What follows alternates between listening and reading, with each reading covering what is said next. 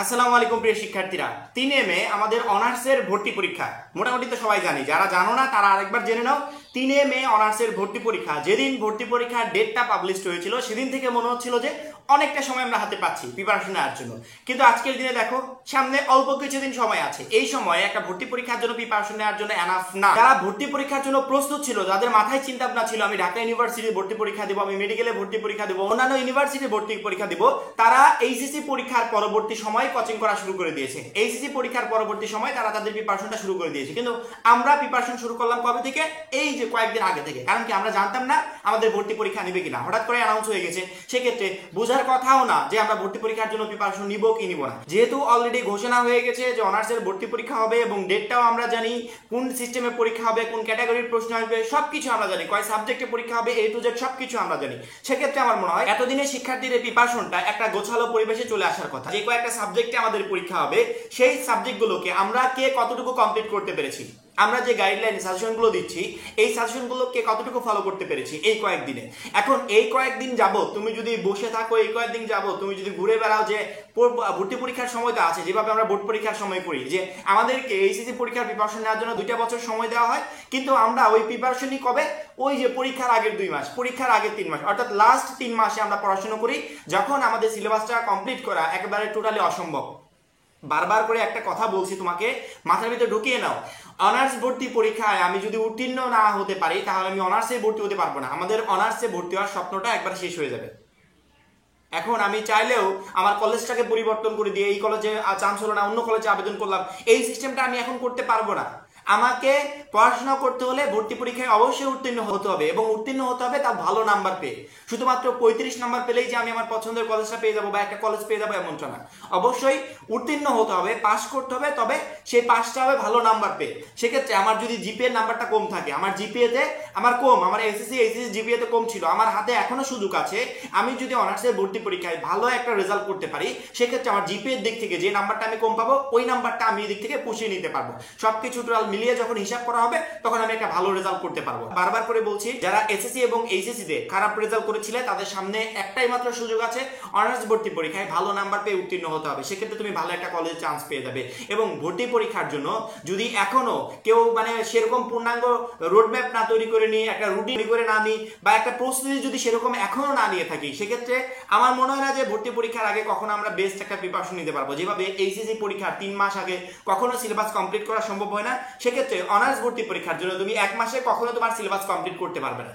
আমাদের বোর্ড পরীক্ষার জন্য যেমন প্রিপারেশন দরকার, তার থেকেও জোরসোর প্রিপারেশন দরকার ভর্তি পরীক্ষার জন্য। এখানে একটু প্লাস পয়েন্ট থাকে যে অলরেডি আমরা এইচএসসি পরীক্ষার জন্য প্রিপারেশন নিয়েছিলাম, সেই প্রিপারেশনটাই আমার ভর্তি পরীক্ষার ক্ষেত্রে কাজে লাগবে। কিন্তু একটু তাদের বিষয়গুলো কল্পনা করো, যারা গুচ্ছতে ভর্তি পরীক্ষা দিবে, ওরা জানতো যে আমরা গুচ্ছে ভর্তি পরীক্ষা দিব, কিন্তু ওদের প্রিপারেশনটা শুরু হয়েছে কবে থেকে একটু কল্পনা করো। আমাদের এইচএসসি পরীক্ষার রেজাল্ট প্রকাশ পাওয়ার পর থেকেই তারা জোরসোর গতিতে প্রিপারেশন শুরু করে দিয়েছে। আর আমরা প্রিপারেশন শুরু করলাম কবে থেকে একটু কল্পনা করে দেখো, আমরা শুরু করলাম কবে আর ওরা শুরু করলো কবে? সেক্ষেত্রে আমাদের হাতে কি কোনো সময় বাকি আছে? এখন আমি তোমাকে প্রশ্ন করছি যে তুমি আমার এই ভিডিওর কমেন্টের নিচে আমাকে প্রত্যেকটা শিক্ষার্থী যারা ভিডিওটা দেখছো সবাই কমেন্টের উত্তর একটু দিয়ে যাবে যে অনার্স ভর্তি পরীক্ষার জন্য তুমি কতটুকু প্রস্তুত, বইয়ের কতটুকু অংশ শেষ করতে পেরেছো, তুমি যে বইগুলো কিনেছো ভর্তি সহায়িকা তার কতটুকু অংশ তুমি শেষ করতে পেরেছো, কয়টা মডেল শেষ করেছো, কতগুলো অ্যাডমিশন পরীক্ষার প্রশ্ন শেষ করেছো, আমাকে একটু কমেন্টে জানিও। আমি আগেও বলেছি, এখনো বলছি, আমাদের এই পরীক্ষা দেওয়ার জন্য কোচিং করার কোনো প্রয়োজন নেই, কোচিং করতে হবে না। আমরা বাসায় বসে যদি একটা বেস্ট প্রিপারেশন নিতে পারি তাহলে এখন আমাদের হাতে সময় একেবারে বাকি নেই।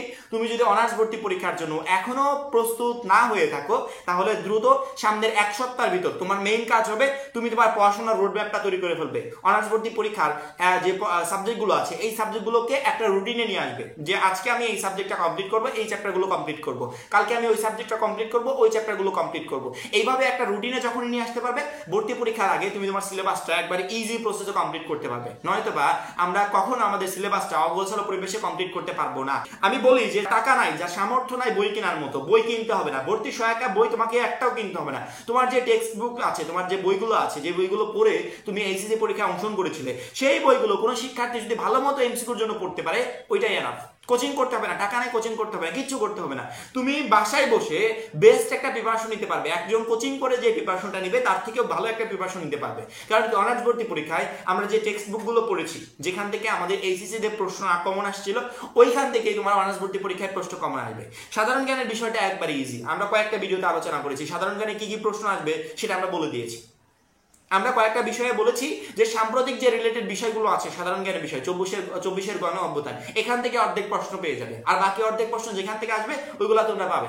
সাধারণ জ্ঞান নিয়ে টেনশন করতে হবে না। তোমাদের যে গ্রুপ ভিত্তিক সাবজেক্টগুলো আছে এই সাবজেক্টগুলোর উপর বেশি করে ফোকাস দাও। এই সাবজেক্টগুলো তোমার মেইনলি প্রবলেমের কারণ হয়ে যাবে। তারপরে আমাদের সুযোগ আছে সবগুলো সাবজেক্ট মিলে পাস করার। অর্থাৎ 35 নম্বর আমাদেরকে আলাদা আলাদা করে পেতে হবে না। 35 নম্বর টোটাল সাবজেক্ট মিলে আমি যদি 35 পাই তাহলে আমি পাস করতে পারবো। এত সুযোগ থাকার পরও আমরা যদি বেস্ট একটা প্রিপারেশন না নিতে পারি ভর্তি পরীক্ষার জন্য, সেক্ষেত্রে আমার মতো অভাগা আর কেউ হবে না। এবং ভর্তি পরীক্ষায় যদি উত্তীর্ণ না হতে পারি, এটা আমার জন্য আসলে একটা প্রচন্ড পরিমাণে লজ্জার হবে যে এত পরিমাণ শিক্ষার্থী ভর্তি পরীক্ষা দিয়েছে অনার্সে, এত পরিমাণ সিট আছে এত পরিমাণ কলেজগুলোতে, তারপরও যদি এখানে আমার এত সুযোগ থাকার পর আমি ভর্তি পরীক্ষায় উত্তীর্ণ না হতে পারি, এর থেকে লজ্জার আর কিছু হতে পারে না। যেদিকে আমাদের একদিকে সুনাম বয়ে আনবে যে আমাদের অনার্সে ভর্তি হতেও ভর্তি পরীক্ষা দিতে হয়েছে, এবং এত পরিমাণে সিট গুচ্ছে, এক একটা সিটের পিছনে কতগুলো শিক্ষার্থী লড়াই করবে। মেডিকেলে যে এমবিবিএস ভর্তি পরীক্ষা হলো সেখানে এক একটা সিটের পিছনে কতগুলো লড়াই করলো। আবার ঢাকা বিশ্ববিদ্যালয়ে ভর্তি পরীক্ষা হলো এভাবে প্রত্যেকটা ইউনিভার্সিটি এক একটা সিটের পিছনে 25 জন, 30 জন, 40 জন, 50 জন করে শিক্ষার্থী লড়াই করছে। সেক্ষেত্রে আমাদের তো এখানে সম্পূর্ণ ফ্রি, পুরো মাঠ ফাঁকা। অর্থাৎ সামনে আমি যেইটুকু সময় পাচ্ছি এইটুকু সময় যদি ভালো মতো বেস্ট একটা প্রিপারেশন নিতে পারি, আমি ইনশাআল্লাহ মাস্ট বি অনার্স ভর্তি পরীক্ষায় ভালো নাম্বার পেয়ে চান্স পাবো। এখন এই সময়টুকু যদি আমরা নষ্ট করি, সেক্ষেত্রে আসলে এখানে তোমাকে বলে বা কয়ে কেউ তোমাকে পাস করিয়ে দিতে পারবে না বা ভর্তি পরীক্ষায় উত্তীর্ণ করে দিতে পারবে না। অর্থাৎ তুমি যদি না পড়াশোনা করো, সেক্ষেত্রে অনার্স ভর্তি পরীক্ষার প্রশ্ন যদি তোমাকে এনে দিই যে এই প্রশ্ন থেকে প্রশ্ন কমন আসবে, তারপরে তুমি পরীক্ষার হলে গিয়ে কখনো অ্যান্সার করতে পারবে না। অবশ্যই প্রত্যেকটা শিক্ষার্থীকে বলবো যে আমাদের সামনে সময় একেবারে অল্প, এবং এই অল্প সময় আমাদের অনেকগুলো সাবজেক্ট কমপ্লিট করতে হবে।